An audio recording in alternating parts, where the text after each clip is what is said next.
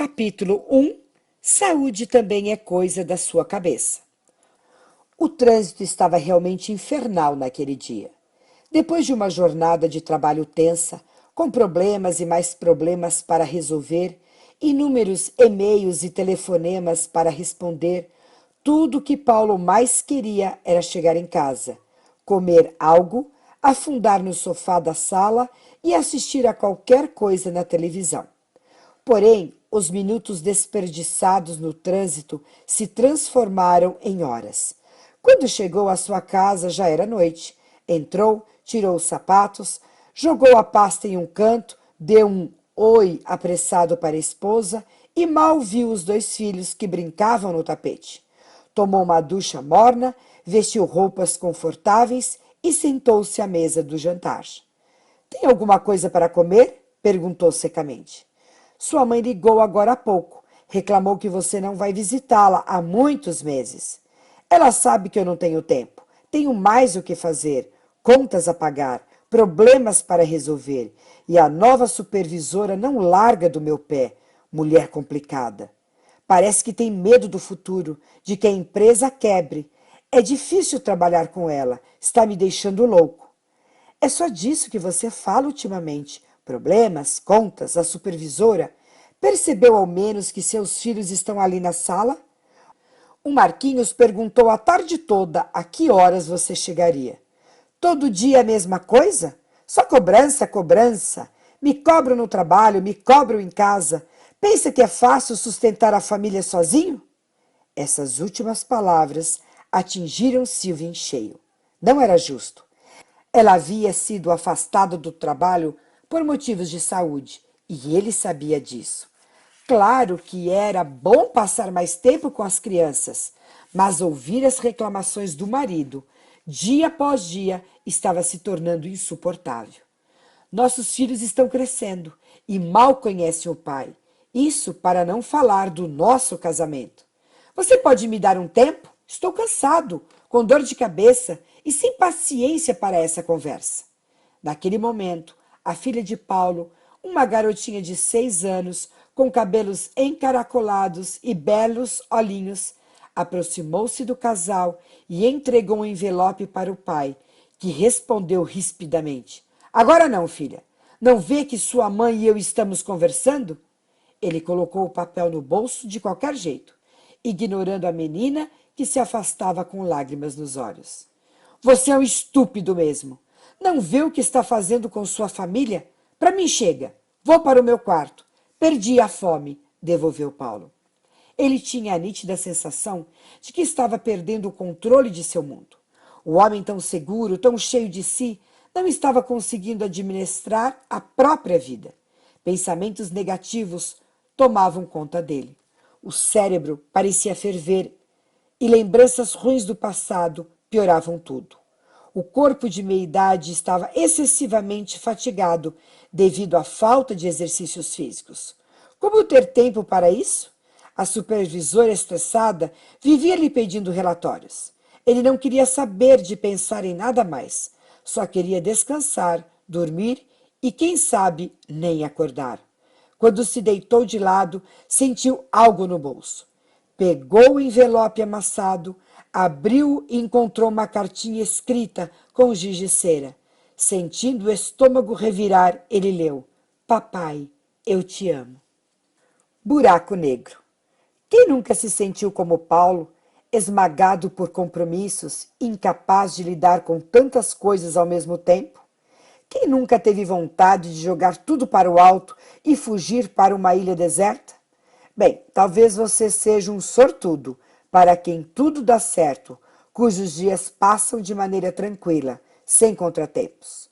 Contudo, agora mesmo, milhões de pessoas sofrem sob o peso de uma terrível carga emocional.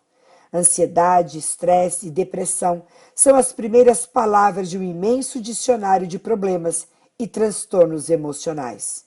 Uma declaração do famoso físico britânico Steve Hawking repercutiu mundialmente. O assunto não foram buracos negros nem teorias surpreendentes sobre universos múltiplos. O tema foi mais corriqueiro e bem deste mundo, a depressão. Na verdade, Henking, que vive confinado a uma cadeira de rodas há décadas, devido a uma doença neurológica degenerativa, deu conselhos a pessoas que sofrem com depressão. Depois de falar sobre buracos negros, o cientista comparou a depressão a esses fenômenos, destacando que não importa quanto eles sejam escuros, é possível escapar deles. Henkin disse: a mensagem dessa palestra é que os buracos negros não são tão negros quanto parece. Eles não são as prisões eternas que pensávamos. As coisas conseguem escapar de buracos negros e possivelmente para outro universo. Então, se você sentir-se dentro de um buraco negro, não desista, há uma saída. Talvez essas palavras de ânimo de Henkin não consigam fazer diferença. De fato, para alguém como Paulo, que esteja vivendo em um buraco negro de depressão, ansiedade, traumas e até pensamentos suicidas. Existe realmente saída para esses problemas? Existe esperança? Como sair dos buracos negros que a vida apresenta? A força do pensamento. Embora alguns exagerem o dito popular, querer é poder, tem muito de verdade. Todo atleta sabe que bater um recorde não é resultado de simples preparação física, mas também do cultivo da mente e do pensamento. De igual modo, muitas coisas que fazemos, emoções que sentimos e até doenças que sofremos têm sua origem nos pensamentos. O ambiente, pessoas, lugares e circunstâncias, a personalidade, otimista ou pessimista, desconfiada ou confiante, falante ou calada, persistente ou inconstante, e etc. E as recordações e experiências vividas são as molas propulsoras dos pensamentos. Qualquer pessoa pode controlar os pensamentos e dirigir sua vontade para obter uma reação. Com exceção das reações automáticas ou das ações repetidas por questão de hábito, o que fazemos tem origem nos pensamentos que vêm antes dos atos. Veja esses 3 casos. Antes de chegar à corretora de imóveis, Maurício não pensava em comprar um imóvel.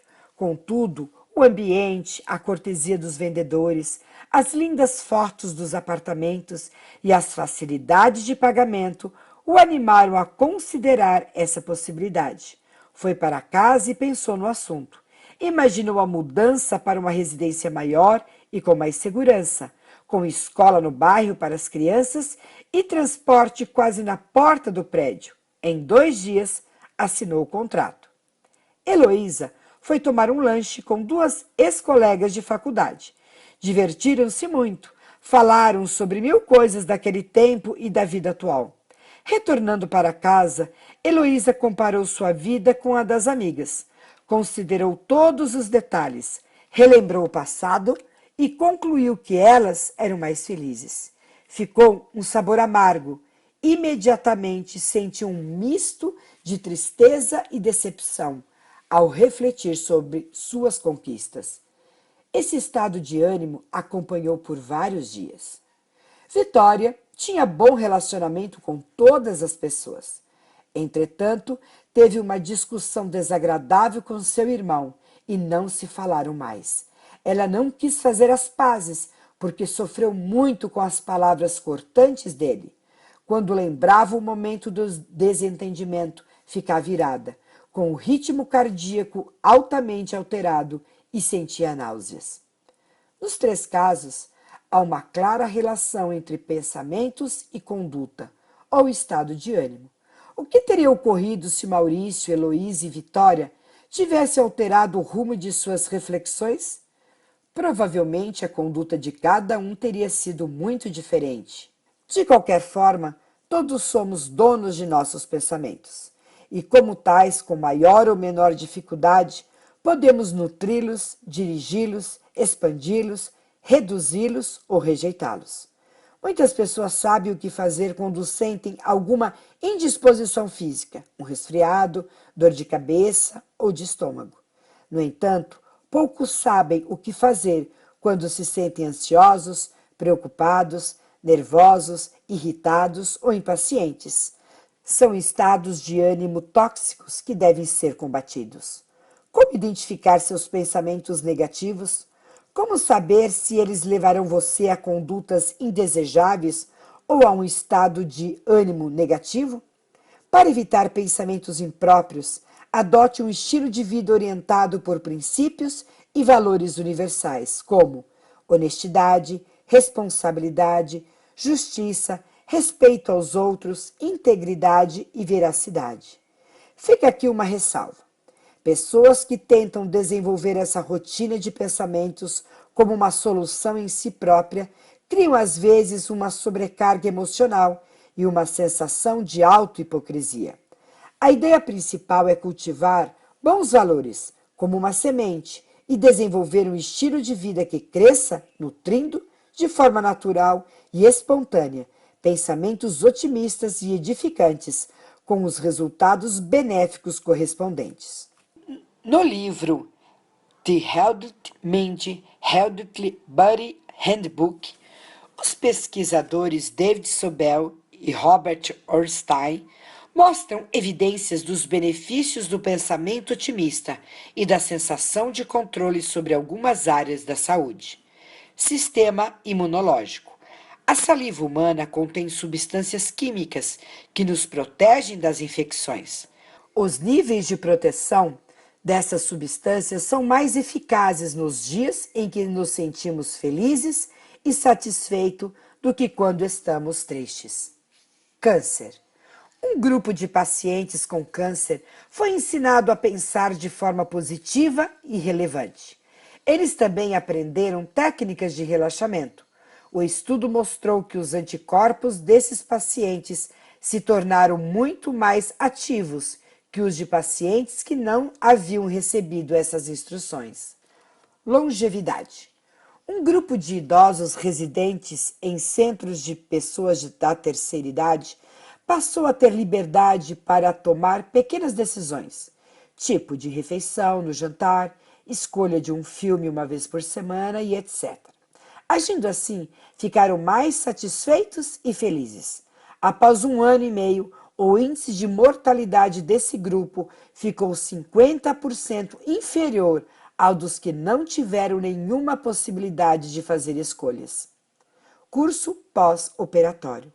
Foram apresentados dados da personalidade de pacientes submetidos a cirurgias cardíacas, dividindo-os em otimistas e pessimistas. Os otimistas se recuperaram mais rapidamente, sofreram menos complicações e retornaram mais cedo às suas atividades. Saúde em geral. Foi pedido aos participantes de uma pesquisa que elaborasse uma lista de acontecimentos positivos e negativos que, ao seu ver, lhes sobreviriam nos próximos anos. 2 anos mais tarde, a saúde de todos foi examinada e se descobriu que, comparados aos de visão negativa, os otimistas, quanto ao futuro, apresentavam menos sintomas de enfermidades. Uma forma de conseguir o estilo otimista de pensar é rejeitar os pensamentos negativos e substituí-los por opções positivas. Os pensamentos pessimistas costumam surpreender a pessoa de modo automático e sem nenhuma lógica. Portanto, é importante identificá-los e mudar esse tipo de pensamento.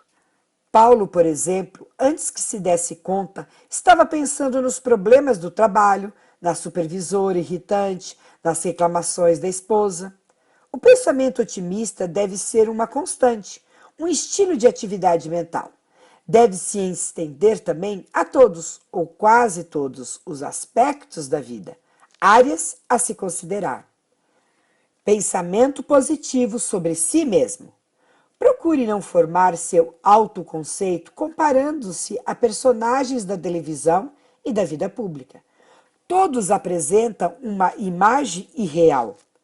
Reconheça suas limitações e faça algo para melhorar.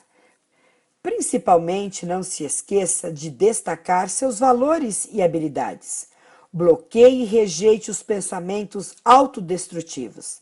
Descubra motivos para agradecer, porque você foi formado de um modo especial e admirável. Salmo 139, versículo 14. Pensamento positivo sobre o passado. O passado não pode ser mudado. Você deve aceitá-lo, mesmo com os acontecimentos desagradáveis que ocorreram. Não culpe o passado pelas dificuldades do presente. Isso é totalmente inútil. Nunca se preocupe com o que aconteceu de desagradável. Esqueça-se das coisas que ficaram para trás e avance para as que estão adiante, pois existe um grande propósito para a sua vida. Filipenses 3, versículos 13 e 14. Pensamento positivo sobre o futuro. O futuro pode mudar. Sua atitude de hoje afeta o sucesso de amanhã. Pensando confiantemente e com esperança no amanhã, você está aumentando a probabilidade de um futuro mais feliz. E se houver algo negativo que possa ocorrer, faça planos agora para preveni-lo em vez de se angustiar. Alguém se interessa por você e por suas ansiedades. 1 Pedro 5, versículo 7. Pensamento positivo em relação ao ambiente e às pessoas. Coloque os óculos de tolerância e observe ao redor. Embora nem tudo seja perfeito, existem também coisas belas e experiências agradáveis. Não julgue as pessoas, mas confie nelas e as respeite. Aprecie o que fazem de bom. Procure entender seus problemas e ajude-as. Assim, sua atitude causará satisfação. Essas atitudes promovem uma nova experiência nos relacionamentos. Filipenses 2, versículo 3 e 1 Tessalonicenses 5, versículo 11. Certos pressentimentos, sem nenhum fundamento, tomam conta da cabeça de muita gente. São ideias que não têm sentido lógico e causam infelicidade e transtornos. Por exemplo, estamos rodeados de constantes perigos e riscos, e é natural estarmos sempre preocupados e temerosos. As pessoas carentes e infelizes não podem fazer nada para melhorar sua situação. Para ser feliz e viver em paz comigo mesmo, preciso ser aprovado e amado por todos os que me conhecem. Há sempre uma solução perfeita para cada problema, e se ela não for aplicada, as consequências serão desastrosas. As declarações acima são enganosas. Concordar com elas pode trazer como consequências dor psicológica e infelicidade. Você deve fazer esforços para identificar e analisar seus pensamentos errôneos. Raciocine de maneira lógica para rejeitá-los e aceitar alternativas melhores. Controle das tendências mentais. Devido ao estilo de vida ruim de Paulo, seus pensamentos e sentimentos nos últimos meses eram quase todos negativos.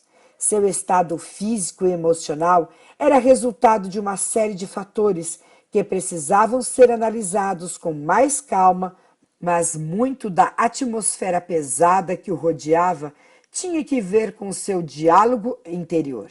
Se seus relacionamentos externos não iam bem, seu relacionamento consigo mesmo estava ainda pior. As pessoas costumam apresentar uma tendência generalizada para os pensamentos positivos ou para os negativos.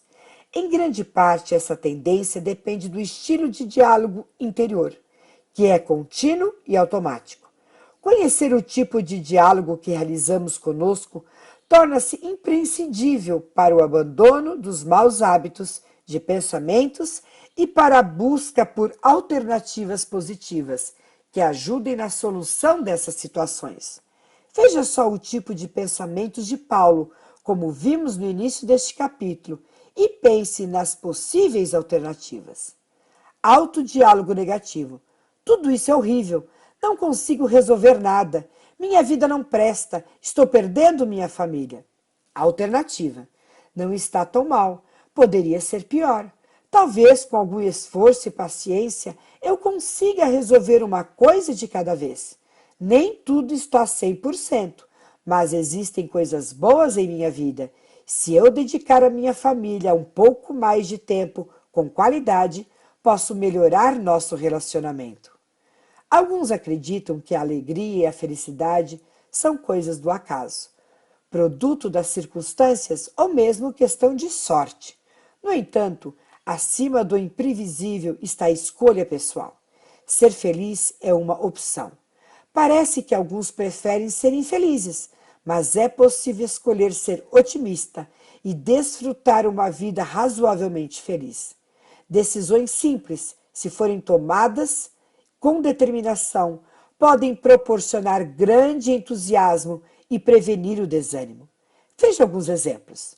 Decidi que vou ser feliz. Hoje ficarei contente e não permitirei que o desânimo tome conta de mim. Vou olhar o lado bom das coisas. Mesmo que meu supervisor faça enormes cobranças, não me deixarei abalar.